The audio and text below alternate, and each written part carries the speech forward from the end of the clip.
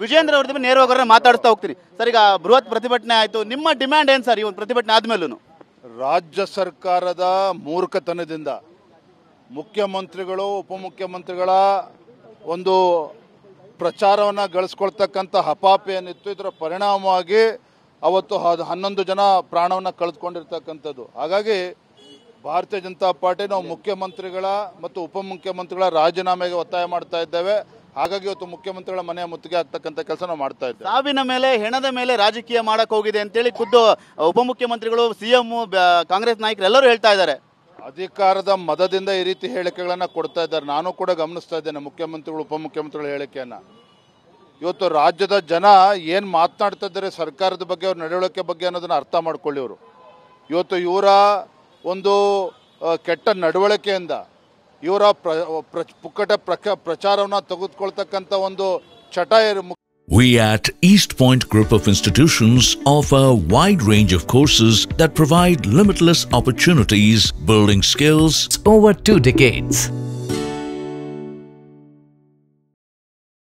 ಮುಖ್ಯಮಂತ್ರಿಗಳು ಉಪಮುಖ್ಯಮಂತ್ರಿಗಳು ಏನಿದೆ, ಇದರ ಪರಿಣಾಮ ಇವತ್ತು 11 ಜನ ಪ್ರಾಣ ಕಳೆದುಕೊಂಡಿರ್ತಾರೆ. ಆ ಪ್ರಾಣಕ್ಕೆ ಬೆಲೆ ಕಟ್ತಕ್ಕಂಥವ್ರು ಯಾರು? ರಾಜ್ಯದ ಉಚ್ಚ ನ್ಯಾಯಾಲಯವು ಕೂಡ ಹೇಳಿದೆ, ಯಾರೋ ಅಮಾಯಕ ಅಧಿಕಾರಿಗಳನ್ನು ಸಸ್ಪೆಂಡ್ ಮಾಡೋದಲ್ಲ. ಇವತ್ತು ಮುಖ್ಯಮಂತ್ರಿಗಳು ಇದನ್ನು ಜವಾಬ್ದಾರಿ ಹೊರಬೇಕಿತ್ತು, ಉಪಮುಖ್ಯಮಂತ್ರಿಗಳು ಜವಾಬ್ದಾರಿನ ಹೊರಬೇಕಾಗಿತ್ತು. ಅದನ್ನು ಬಿಟ್ಟು ಇವತ್ತು ಅಮಾಯಕ ಅಧಿಕಾರಿಗಳನ್ನು ಸಸ್ಪೆಂಡ್ ಮಾಡಿ ಇವರು ಇವತ್ತು ತಮ್ಮ ಗೌರವನ ಮಾನ ಉಳಿಸ್ಕೊಳ್ತಕ್ಕಂಥ ಕೆಲಸ ಮಾಡ್ತಾ ಇದ್ದಾರೆ. ಅದರ ರಾಜ್ಯದ ಜನ ಇವತ್ತು ಚೀಮಾರಿ ಆಗ್ತಾ ಇದ್ದಾರೆ. ಮುಖ್ಯಮಂತ್ರಿ ಬೆಳಗಾವಿ ಘಟನೆ ಆಯಿತು, ವಿಮಾನ ದುರಂತ ಆಯಿತು, ಪ್ರಧಾನಿಗಳು ರಾಜೀನಾಮೆ ಕೊಟ್ಟರೆ ಏನು ನೈತಿಕತೆ ಇದೆ ಬಿಜೆಪಿಗೆ ರಾಜೀನಾಮೆನ ಮುಖ್ಯಮಂತ್ರಿಗಳು ಉಪಮುಖ್ಯಮಂತ್ರಿಗಳು ಕೇಳಲಿಕ್ಕೆ ಅಂತ?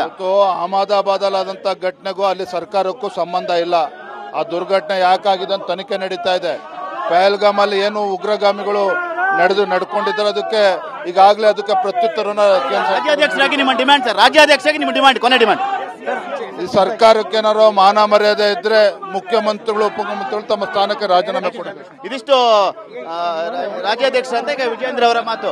ಉಪಮುಖ್ಯಮಂತ್ರಿಗಳು ರಾಜೀನಾಮೆನ ಕೊಡಲೇಬೇಕು ಅನ್ನೋ ಒತ್ತಾಯವನ್ನು ಕೂಡ ಮಾಡ್ತಾರೆ. ಕ್ಯಾಮರಾಮನ್ ಸೈಯದ್ ಜೊತೆ ಸುನಿಲ್, TV9 ಬೆಂಗಳೂರು.